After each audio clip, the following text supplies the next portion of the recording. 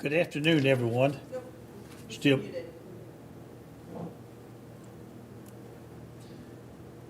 unmute.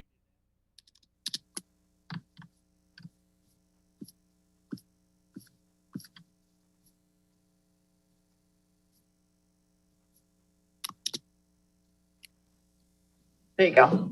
You shouldn't have to hold anything down. All right. Good afternoon, everyone. We'll call the meeting to order by reading the pension committee meeting will limit physical access in the meeting room due to current limitations on public gatherings. Accommodations have been made to ensure that the public is able to participate in the meeting. The public may participate in the following ways: watch the meeting on Facebook TV or the City of Franklin website, watch the live stream through the City of Franklin Facebook and YouTube accounts, or call in to the conference meeting at 1-312-626-6799. And the meeting ID is 949-7980-7539 with a passcode of 7H#10T. Callers will be unmuted and given an opportunity to comment during the meeting. Limited viewing will be available in the lobby of City Hall to watch the live meeting. Let's do a roll call vote. David McDaniel, are you present? I'm here, yes. Jeff Rowe, are you present? I'm here. Kevin Townsend, are you present? Yes, present. Mayor Moore? Present accounted for. Chris Bull? I'm here. And Keith McGee. Keith, are you with us today? Present. All right. Let's go to item 2 then on the agenda is consideration of resolution 2021-35. It's a resolution declaring that the Board of Mayor and Alderman Employee Pension and Trust Investment Committee shall meet on March the 8th, 2021 and conduct its essential business by electronic means rather than being required to gather a quorum of the members physically present in the same location because it is necessary to protect the health, safety, and welfare of Tennesseans in the light of the COVID-19 outbreak. Move approval. Proper motions are second? Second. Let's do it. Let's do a roll call vote. David McDaniel, how do you vote? Approve. Jeff Rowe, how do you vote? Approve. Kevin Townsend, how do you vote? Approve. Ken Moore, Yes. Chris Bull, Approve. Keith McGee, Yes. and the chair votes yes. Let's go to item 3, which is approval of minutes of December the 7th, 2020. If everyone's had a chance to read those, if there's no corrections, deletions, or additions, I'll entertain a motion on that. Move approval, Mr. Chairman. Proper motions are second. Second. Let's do a roll call vote again. David McDaniel, how do you vote? I approve, yes. Jeff Rowe, how do you vote?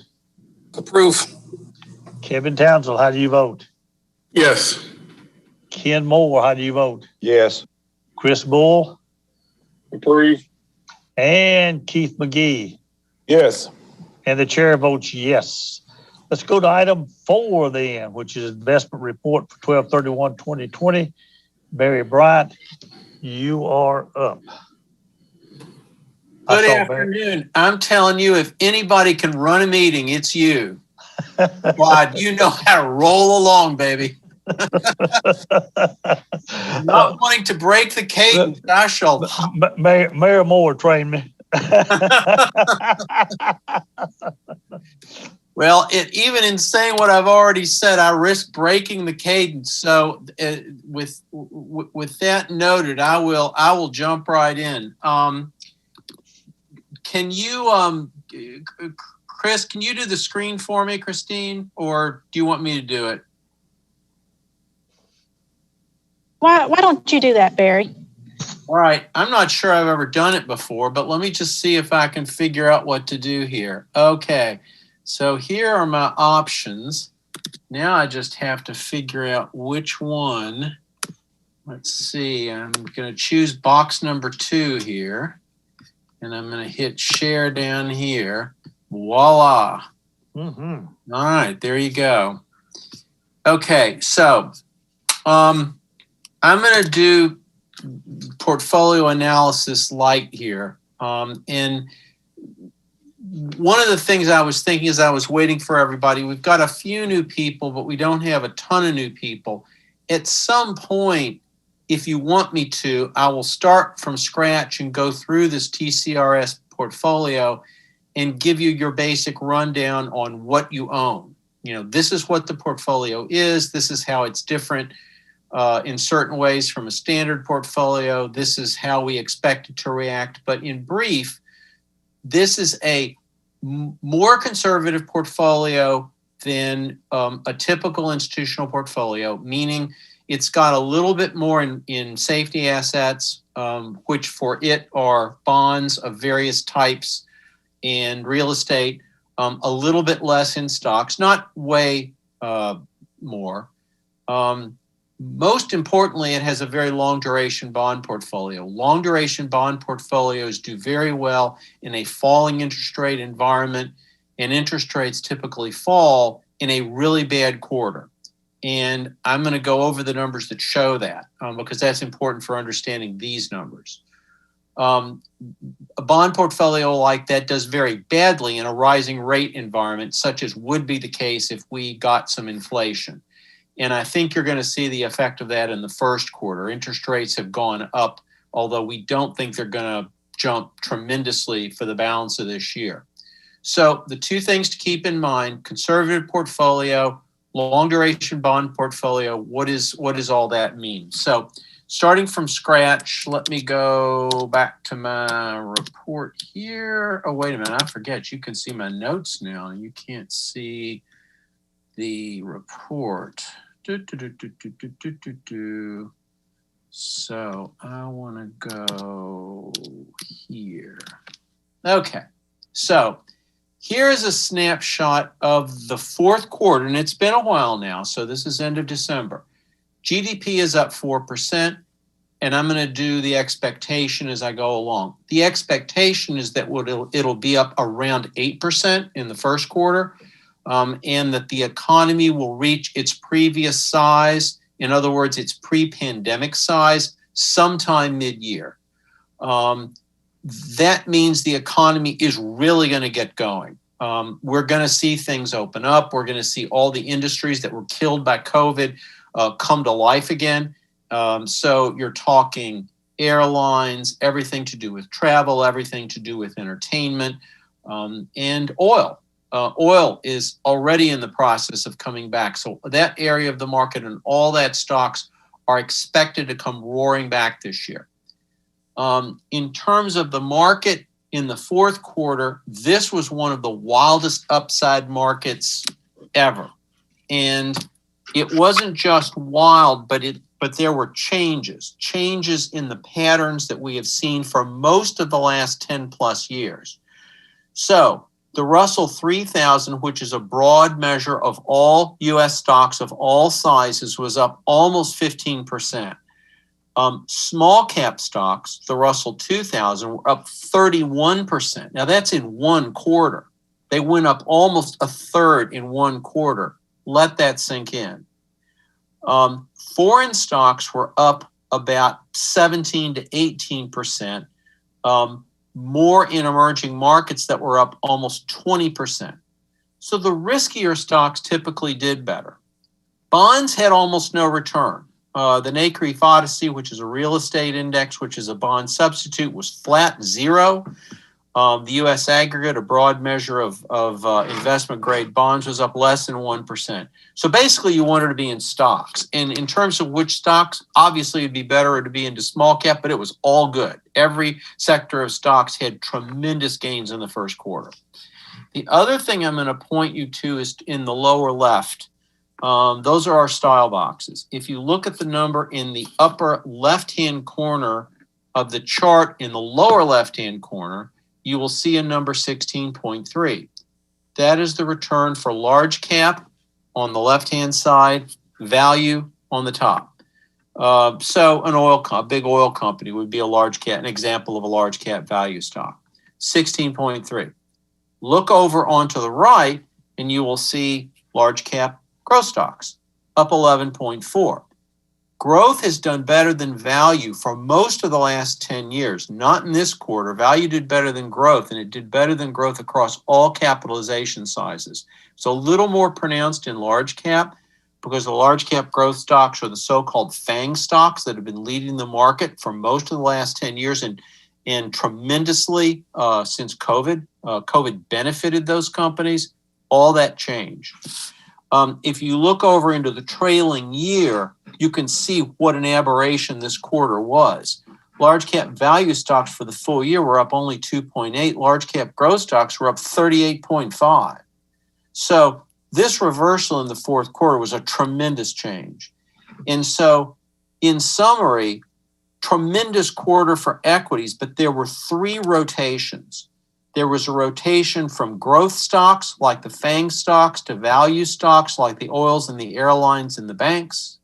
There was a rotation from large cap stocks, again like the FANG stocks, to small cap stocks.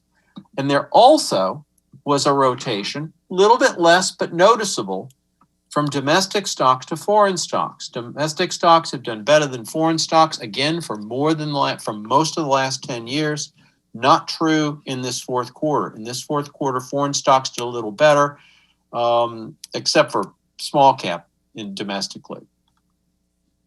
So we had all those three kinds of rotations. Now, our portfolio being more conservative than most, you would think it would not do as well as other portfolios, and in fact, it didn't.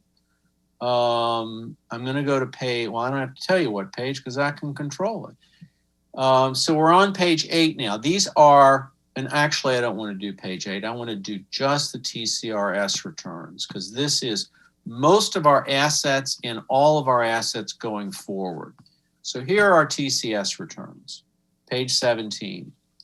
So the TCRS portfolio did 8.5%.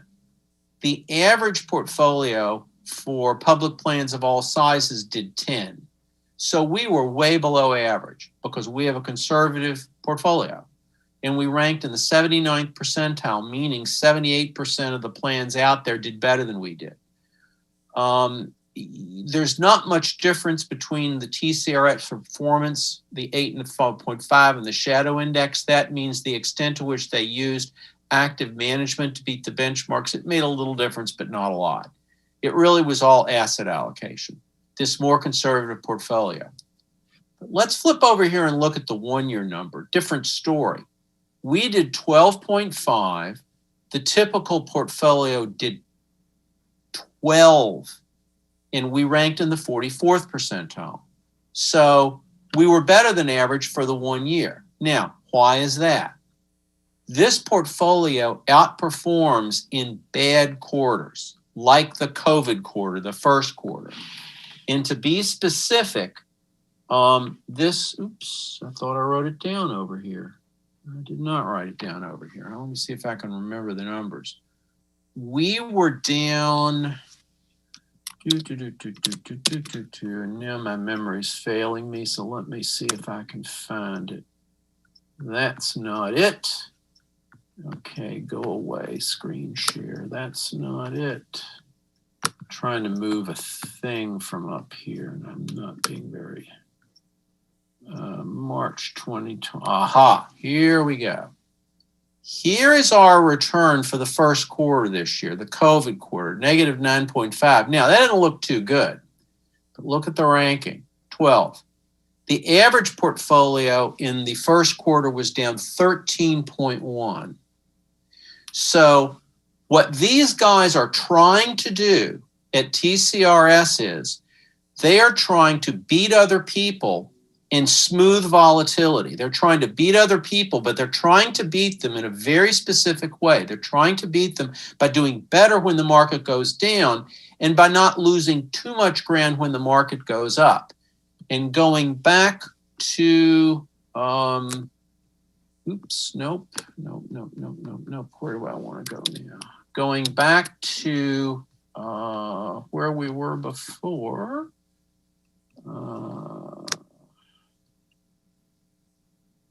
Well, that's not going to do it. Going back to the original report, which I will try to get to in a minute. I said I wasn't very good at this, and I'm not lying. The returns below average in the fourth quarter, above average in the first quarter, but overall 12.5 and 44th percentile. Now, what you will tend to see in a portfolio like this is it will kind of, in good quarters, it'll kind of drift above and below the median, but it'll never be really terrible. And over time, your rankings will get better because other people are going way up and way down. And you're just it's like in baseball. You're not hitting home runs, but you're not striking out. Singles and doubles, singles and doubles. Nobody plays baseball like that anymore. And I guess that works in baseball. But in portfolio management, if you can hit singles and doubles consistently, what happens is you get this pattern. 79th percentile, 44th percentile, 40th percentile, 31st percentile over 5 years. And of course, this is what matters. We're trying to do well over long periods of time. They're beating 2/3 of the portfolios out there. So this portfolio is doing what it's supposed to do right now. My concern for it going forward, and I always have a concern. One of the things I say is we're paid to worry about what can go wrong. This long-dated bond portfolio, I've always been worried about it. I've said this many times because it will not do well in an inflationary environment. We haven't had an inflationary environment ever while I've been working with you guys. In fact, you have to go back to a long time before you really have a sustained period of rising inflation. And by a long time, I mean like back to my college years. That's a long time ago. There is a lot of concern about inflation right now, but most observers believe that while there may be some spikes and some scares, we are not going to get a sustained period of inflation, at least within the next year. But that is my main concern, is that we'll get a spike of inflation, and if you get that, you will see that represented in this domestic fixed income portfolio. Right now, we're doing along with the Barclays aggregate, and you can see this 1 year number that first quarter I talked about. Look how much better we did in the full year. And if we went back to that other report, which I don't want to try to do because I'm going to get lost with all these files I have open. You go back to that first quarter and you'll see a big gain for that portfolio. This is the number that will be bad if we get bad inflation going forward. And that is my biggest concern about this portfolio. But I have to say, so far, not much to criticize. Doing a pretty good job, doing what we need them to do, not taking a lot of risks, singles and doubles, and the market returns, which none of us can affect, have fortunately been good. So we've got nice return, 12.5% for the last year, nothing to complain about. Other points of vulnerability, this strategic lending portfolio, this stuff can really go south in a bad market. Looked at it for 1 year. Nope. No, and I went back and looked at its first quarter number again. It did fine. So not a lot to complain about. Everything is okay. Smooth sailing so far. We'll see what the first quarter looks like because interest rates on the long end of the curve, which is where this is predominantly based, have gone up. That hurts valuations. We'll see what that does in the first quarter numbers. Any questions?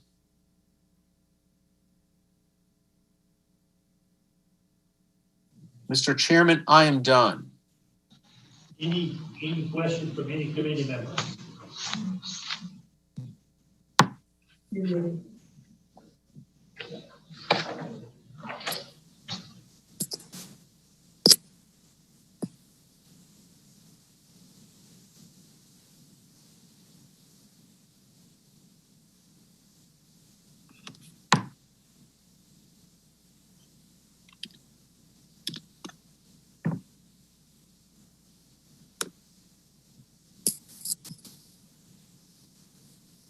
Hey, we're unmuted again.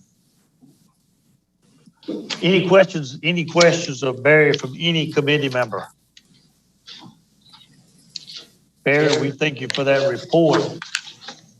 And again, that's true, December the 31st of last year. Are we ready for item 5 then? Status of actuarial report for 12/31/2020. Mr. Chairman, may I make just a couple of quick observations concerning the report, the investment report for 12/31/2020. Certainly, just we appreciate Barry's detailed and thorough analysis that he prepares every quarter. Of course, for us, as we as staff work on the next budget, and certainly we're going to be hearing just a moment from our actuaries, but the point in time for the closed pension of 12/31 is very important. That is the asset valuation that we use for the actuaries use to calculate as one of the factors for what we are required to contribute to that closed plan as the employer for the new budget year. So this is the 12/31 point in time is very important in that aspect.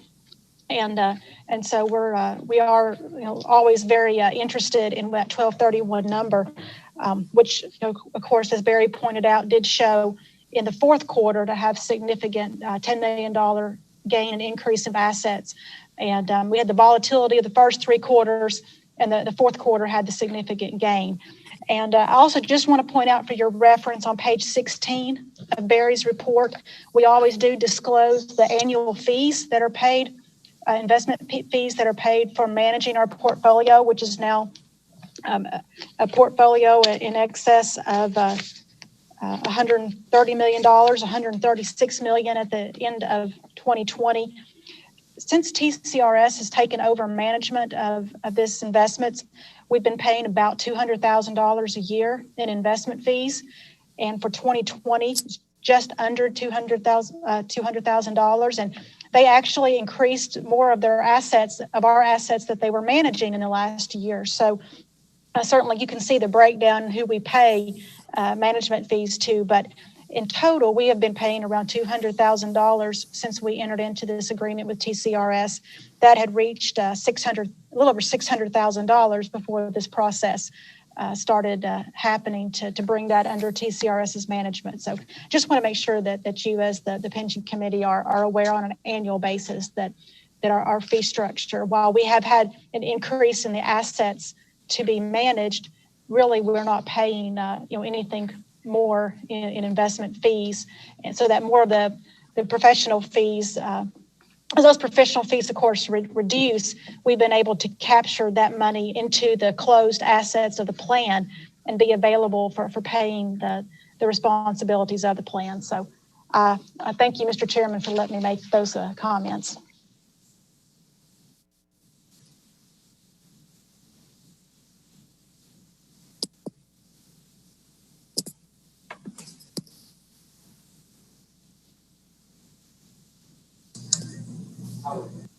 Got it.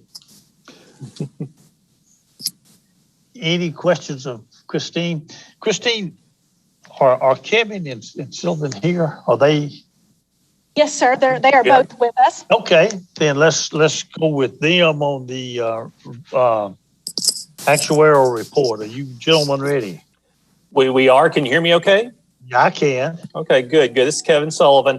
I think I'll be doing the talking today, or at least most of it. Sylvan, I think, lost his voice at some weekend sporting events with his daughters. So I'll unfortunately do most of the speaking. Kevin, did they win? I'm going to guess they did, but if Sylvan was yelling, that probably means it was closer than he would have liked. Well, let's see. This meeting actually leads our timing slightly on the actuarial valuation. So we'll have the preliminary results later this month prepared.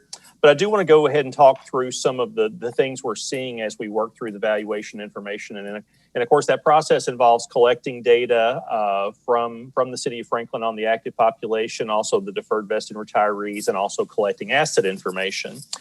And so first on the participant counts, and certainly the plan is closed to new entrants. And so we're seeing a progressive decline in the active population of the plan.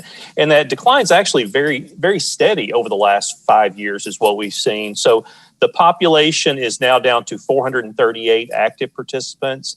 And that compares to 4 years ago at 1117 when there were 554 active participants. So the count is dropping about an average of 29 participants per year, and we saw exactly 28 actives retire or terminate during 2020. So that brought us from 466 actives down to 438.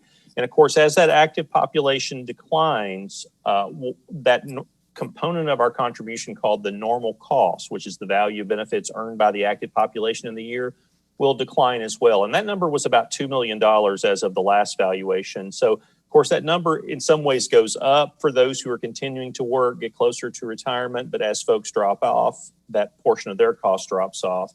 That number's been somewhat steady over the last couple of years, so we would expect that number to be steady to maybe slightly declining with the continued decline in the active population.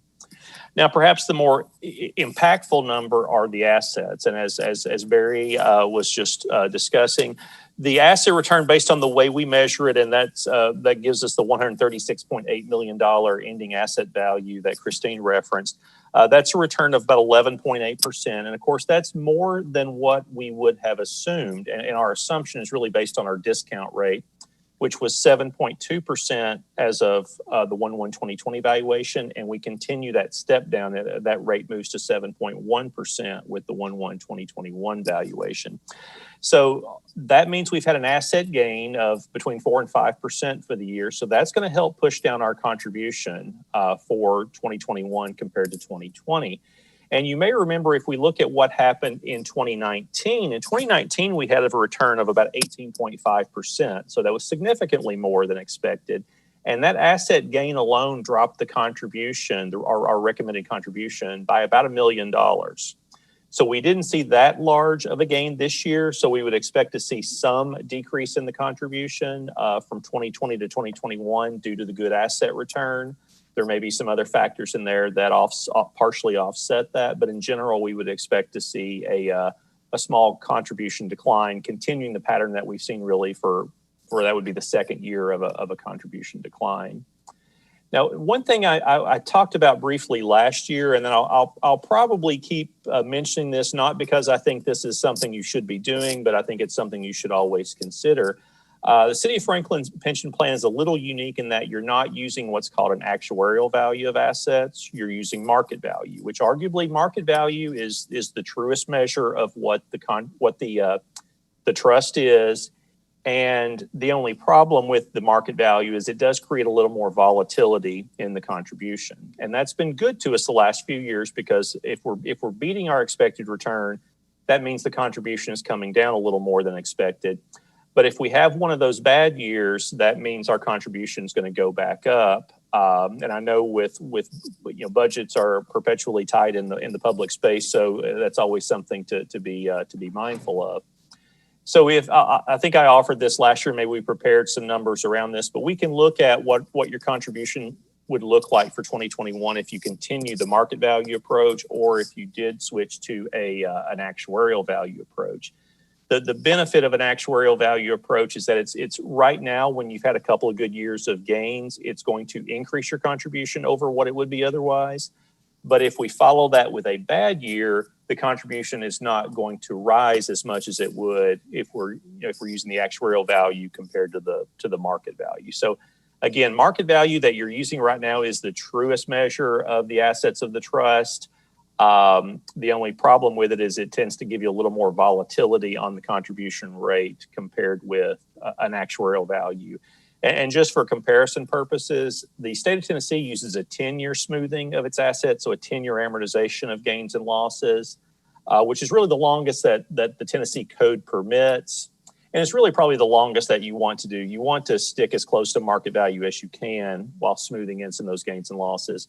Metro Nashville uses a little more conservative 5-year approach. So they're going to have a little more volatility than perhaps the state does with their contribution. But they're also going to tend to be closer to market value, which is, again, is a truer reference point of the value of the trust. So that's always something you might want to consider. It's easy to talk about this concept when you're having good investment gains.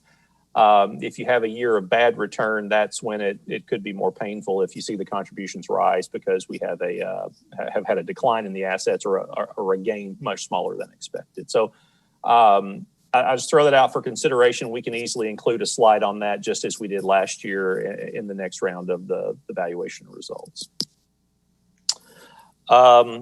Let's see. Yeah, for reference point, again, 11.8% is our estimate of the return for 2020 for the full trust. Your 4-year average return going back for the last 4 years is 10.5%, which again is a very healthy return. Much of that return was seen in 2019 and 2017, where you had 18 and 16% returns respectively. And in between those years was a year where you had 2018, a 3% decline in the asset value. So it's years like 2018 that can cause you to have a rise in the contribution rate, certainly greater than you would like, and the smoothing of the assets tends to help balance that out. Let's see, the last item I had was just a brief update on the legislative front, and this is something I talked about briefly about a year ago when this first came out. There was an update to the state funding rules in 2020. This, I believe, was passed as Senate Bill 1727. There's really two changes. Neither of them are very impactful for the City of Franklin plan. One is that it states that the actuarially determined contribution should be in a written report, and that report should include that the actuary is following the actuarial standards of practice. And all of that is true for our valuation reports for the closed pension plan, so no impact there. The second, also having no impact, is it states that if you're unable to make your actuarially determined contribution in 1 year, as long as you make it up in the subsequent year, you're still considered to be in good standing with the state. Certainly, I think that's something that you don't want to do, and the state probably doesn't want you to do either. But if you are in that position where you need to do that, I think they're trying to put this in there just to give a little bit of room to maneuver for some of the public entities who may be having trouble making their recommended contribution.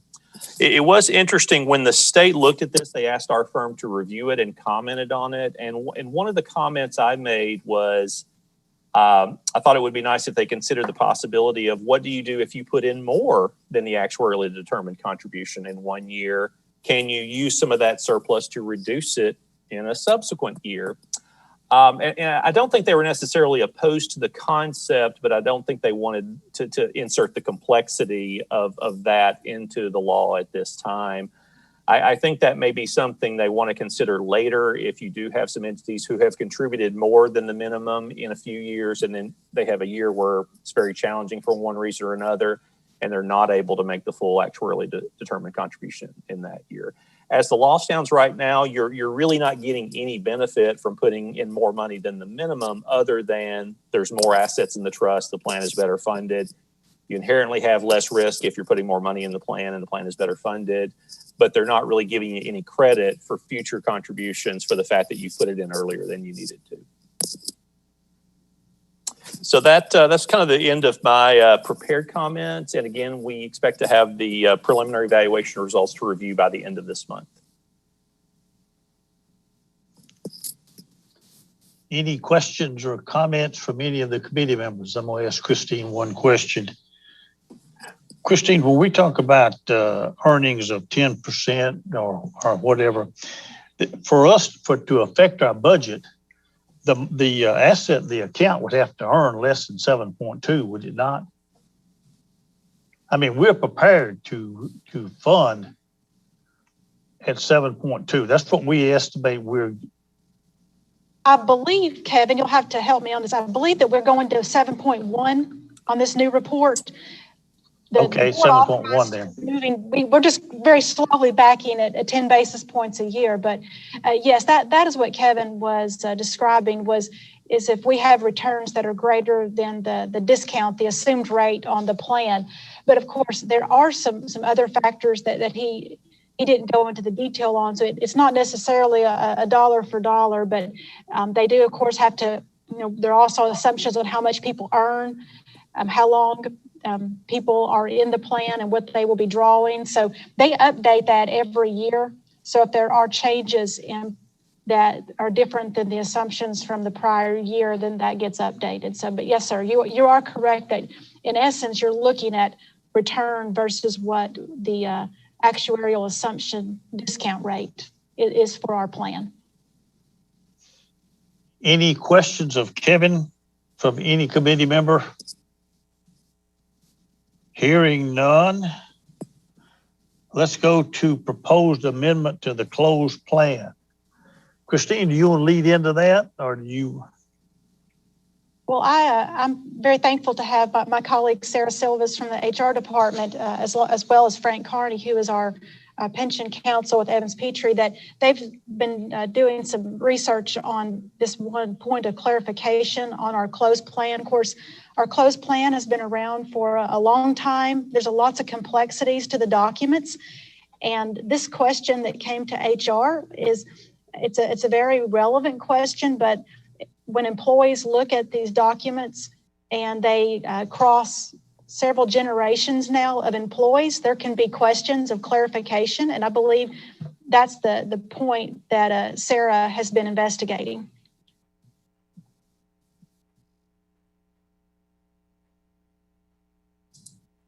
Sorry about that. I have got roofers here, so I was waiting for them to stop hammering on my roof.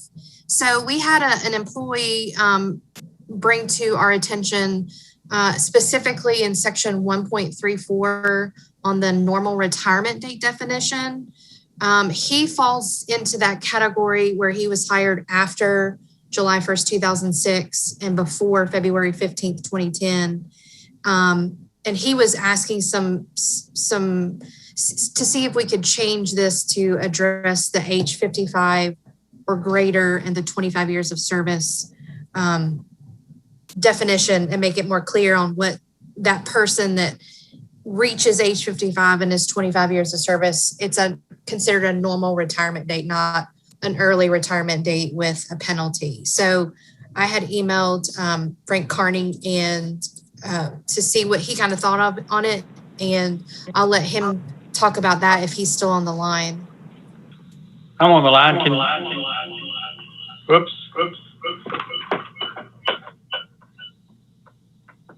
I'm getting feedback. Can you hear me? We can do it now, yes.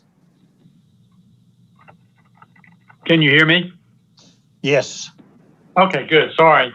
Somehow I couldn't get on your Zoom, so I had to call in. So I've got your pictures up on my computer, but I'm having to talk through my phone because my desktop doesn't have a microphone on it. I should cure that problem.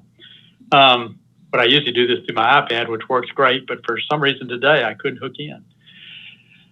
Sarah's correct. There are actually two. Your participant asked for one question, and that was to add to normal retirement 55 and age 25. But there are actually two provisions in your plan under your early retirement section 3.4 that have an unreduced retirement, which would be essentially the equivalent of making it normal retirement. One is to participants with 25 years of service and age 55, and the other is for participants hired before February 15th, 20 years and age 62. And that is clearly stated in the early retirement section. It's not carried back over into the definition section. And I suspect it was done that way because of the complexity of having those two unreduced and not just one. So we could amend the plan. There wouldn't be any problem. I checked in with Sylvan on that as well, just to be sure there wasn't any sort of actuarial push. And we could amend the normal retirement definition and say it includes 52 and 25, and for participants hired before February 2010, 20 years and 62. It would duplicate what's in section 3.4, but if that makes it any easier, we could certainly do that.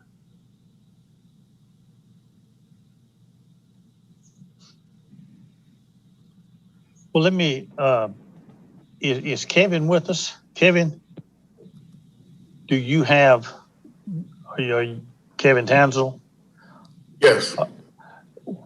What is your opinion on this? I mean, you and Sylvia, Sarah, you have to deal with this.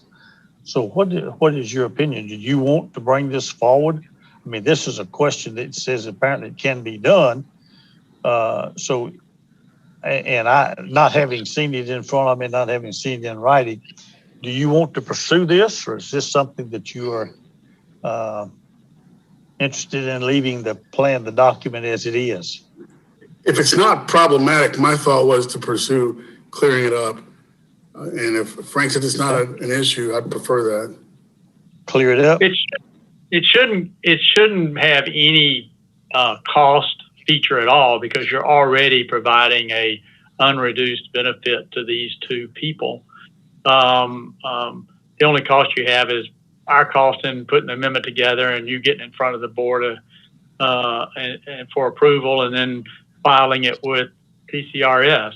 But other than just the technicalities of writing it, there's no cost to it or reason not to do it. It's really would be convenience for some participant reading the plan, I guess. I don't know how many participants read it as closely as the one that rose this issue.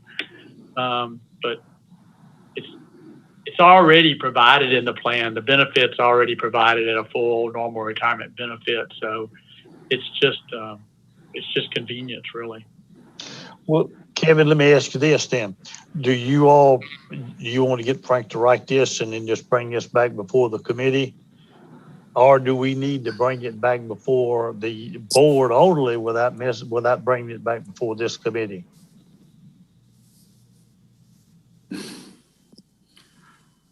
I think we could bring it right directly to the board. It would be fine. Okay. I have no problem with that. I don't. Do you, Christine? Do Mayor Moore? Do you have any problem with that? All right. Well, let's just write it, get it written. Okay. You can put it in a workshop format if you want to sometime or other when you get it written, and we'll look at it in the workshop, and then just go to the board level for that change. Then, if you want to do that, is that satisfactory? Is that satisfactory with everyone? It is. Okay. Yes. Any questions on that item, on the amendment to the closed plan? If not, I've got, this is Chris Bull. Just make sure I understand. We're not actually changing anything. We're just adding some wording to make it more clear, correct? that's my understanding.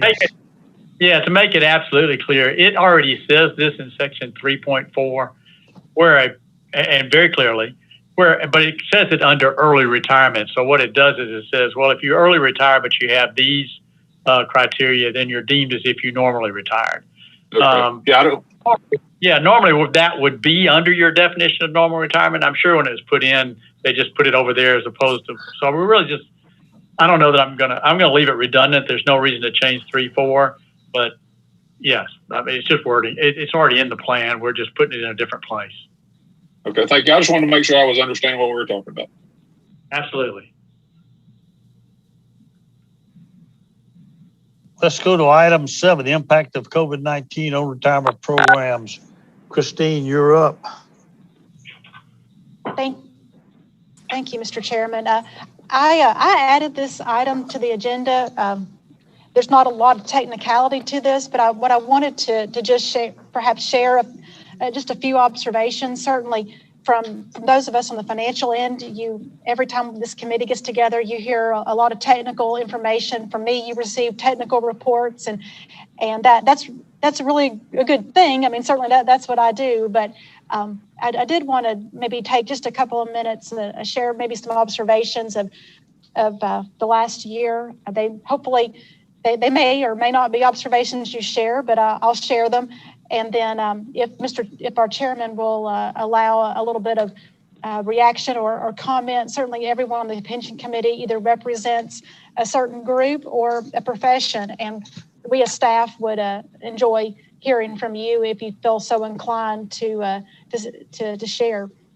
But certainly the last year impacted our lives in many, many different ways, and our employees' lives in that is what we're talking about today, our employee pension programs. And I just wanted to start with a couple of observations about perhaps how the COVID year has impacted people's retirements and their retirement plans. An observation, our HR department has reported to this committee that we had, I believe, 25 retirements last year. That's a few more retirements than we typically have. I don't know that that's a statistical study, but it's probably a fair observation that we may have had a few more retirements than we have in a typical year. I see Sarah shaking her head. She and our HR team talk to every single one of these persons as they retire and plan to leave the city. So certainly we did experience a few more retirements. Certainly I support 6 areas here at the city, and I had some of that anecdotal conversations with employees, and many of these employees had planned on retiring at that point, and that just so happened they retired during the COVID period. But I believe there was probably some employees either actually retired or contemplating retirement that while they're eligible to retire, certainly the period that we've gone through may have accelerated their plans a little bit. So we'll see long term as we look back. A lot of these lessons we'll only know looking back, but will there be more people who have decided to retire because of what we've gone through? And there probably will be a few. All of our jobs are different, as well as our home lives, and that wears on people after a while. Also, an observation is for our employees who are not necessarily eligible to retire, but while we were very blessed that the city did not lay off employees, we know that we have employees who've had family members who have lost income during this period, whether they lost hours at work or they had perhaps even their jobs were eliminated. So the household income impact could be felt on employees that we just don't know about. And for some of these families, perhaps they have not kept up with the monies that they would have liked to put aside for retirement. Perhaps employees that are looking years down the road to retirement, we do, of course, offer these defined contribution plans where you can put money aside through the city. Many of our employees do participate. I do have a concern, perhaps, that some employees maybe aren't able to participate as much as they would normally because of these strains.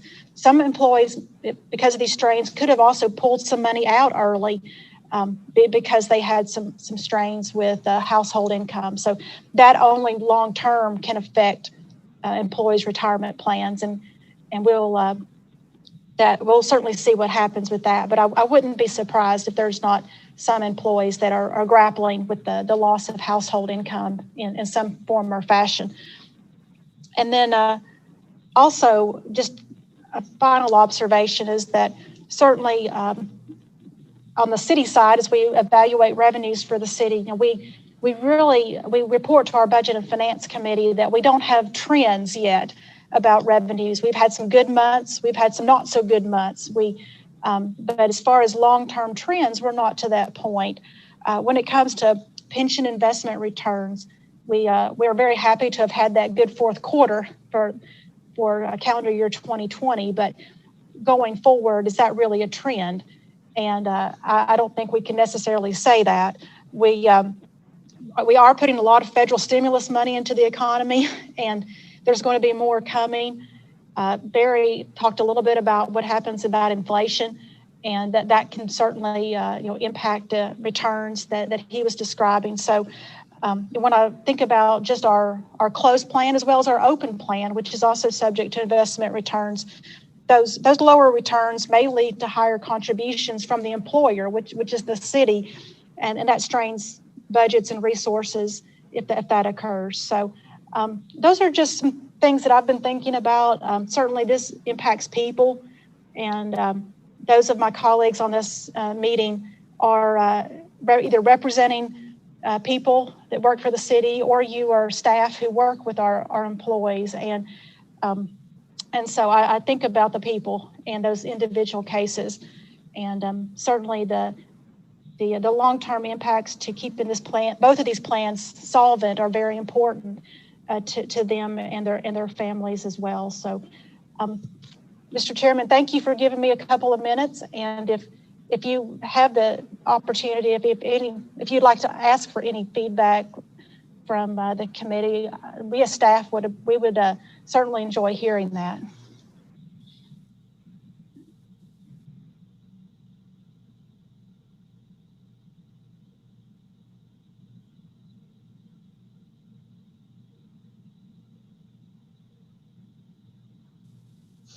Oh, you just have to, the third time that you push unmute, it works.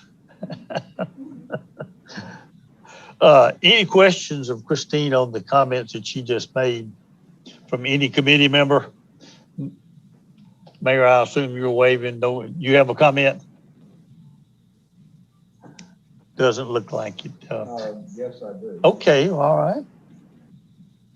Yeah, Christine, thanks for those thoughts, and I'm glad to know that we're always looking into the future on what those challenges are going to be. I know that a number of years ago when the chairman and I were on this committee, we added some extra money to, made some extra donations, and that proved to be very beneficial. And I think we're all interested in smoothing as much as we can control smoothing.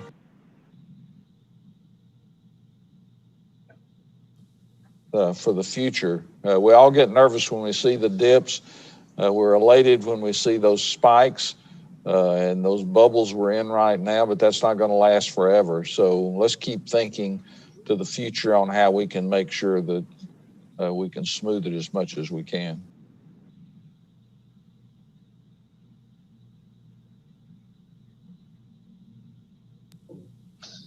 Any other questions of Christine? Clyde, this is Barry. I'll make, can you hear me? Okay, yes. I'll make one quick comment, which is to support something that Christine said, but I'd like to emphasize it. These are above average returns, and above average returns borrow from the future. There's a controversy about whether we're in an asset bubble. I chose not to go into that, and I'm not going to do that now unless you beg, but I do think we should think about this as like, at some point 5 years from now, we'll be looking back and saying, wow, weren't those returns good? And we need to think about, preparing for that now. I mean, there's nothing necessarily we should do that we're not doing. I just think it's important for us to all go forward with the realization that these really are the good times from an investment return standpoint, and they will not last forever. Very appreciate that comment. I remember, along with the mayor, when we put in the extra several $1 million contribution into this, and it hasn't been that long ago, 5 or 6 years ago, 6 or 7, something like that. So I am aware of the fact that at times, right now, we're going through some pretty good times. At some point in time, that will reverse itself, and we'll be looking at some returns that may be less than the 7% that we're currently projecting that we earn right now. Any other questions of Christine? If not, I'm going to ask Christine if she wants to set a date and a time for our next meeting. Thank you, Mr. Chairman. I do have something I would like to ask if the committee would like to do this. Last year, of course, we were looking at the COVID. We actually had this meeting, and then we went into the COVID period, and we ended up where I sent you in the early summer or end of May a written update with reports, but then we actually had our summer meeting toward the end of August so that we could look at the actuarial report that was going to be going into the financial statements as well as what was used for the budget. And the timing of that seemed to work out pretty well, even though we didn't plan it that way. So if the committee is in agreement that I will send you the reports from the first quarter of this 2021, as well as some updates, if we have any updates, then our next meeting would be on Monday, August 23rd.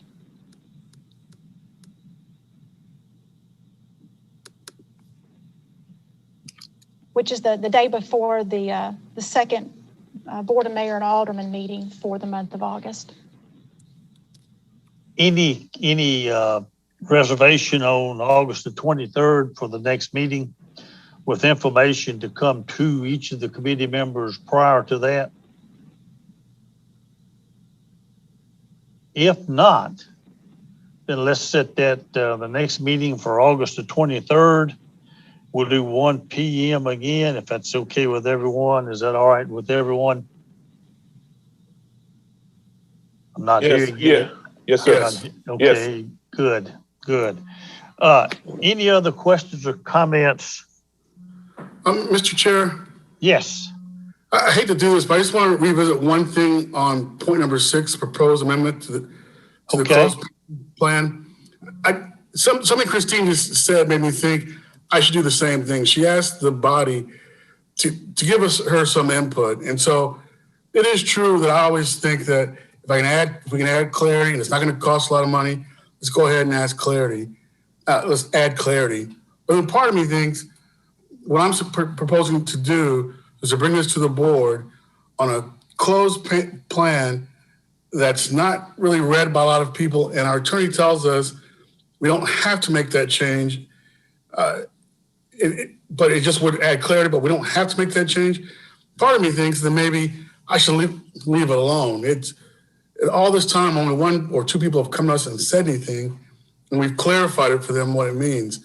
So before I say yes for sure, I want to take it to the board. I just want to know if anyone else has any thoughts on whether or not that makes sense or whether we should just leave it as is. Kevin, I agree. I don't think you need to change it. Doesn't sound like. Okay, good. Any other thoughts?